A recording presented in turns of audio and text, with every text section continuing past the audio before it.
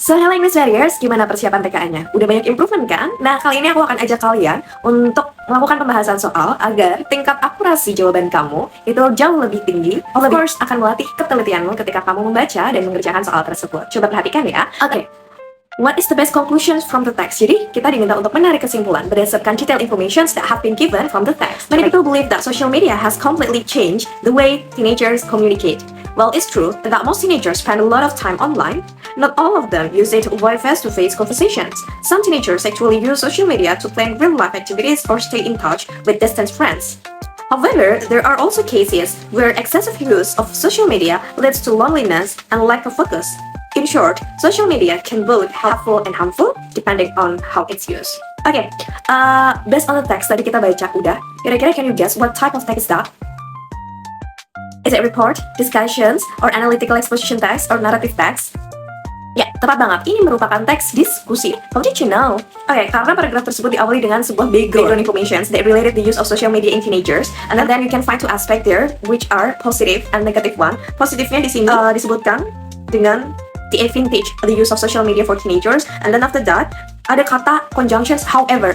Remember that kalau ada however, berarti the sentence before however and the sentence after however itu memiliki makna yang kontras atau bertentangan. Nah, ingat ya, kalau discussion text berarti penulis memberikan dua sudut pandang, which is positive and negative, tapi in neutral ways atau dengan tone yang netral. Nah, pertanyaannya adalah, what is the best conclusion from the text? Jadi ini adalah kayak inference ya, kita diminta untuk menarik kesimpulan based on the information given from the text. Yang A, social media has made all teenagers lonely. Kira-kira benar nggak nih? Ingat, kalau discussion text berarti ada dua sudut pandang, positive and negative ya. Perhatikan, kita udah belajar extreme word, salah satunya adalah all. Isi teks tersebut tidak menyebutkan all teenagers, tapi melainkan some teenagers. Jadi, all di sini merupakan kata ekstrim yang dihadirkan untuk mengajak kamu agar kamu, ketika kamu nggak teliti, dan kamu pilih yang A. Padahal yang A itu keliru. Yang B, teenagers never talk face to face anymore. Nah, justru di sini pernyataan di teks adalah not all of them use it to avoid face to face. Ada kata not all of them. Dan well di sini teenagers never talk face to face anymore. Ada extreme word which is never yang memang maknanya itu terlalu berlebihan dan membuat informasi yang ada di sentence tersebut keliru. Maka kita eliminasi yang B. Yang C, social media can have both positive and negative effects. Nah, di sini menyebutkan dua sudut pandang, positif dan negatif. Maka kita bisa keep yang C dulu karena ini bersifat netral.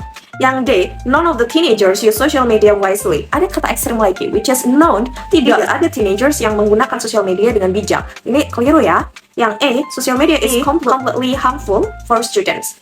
Ada kata ekstrem, coba tebak apa?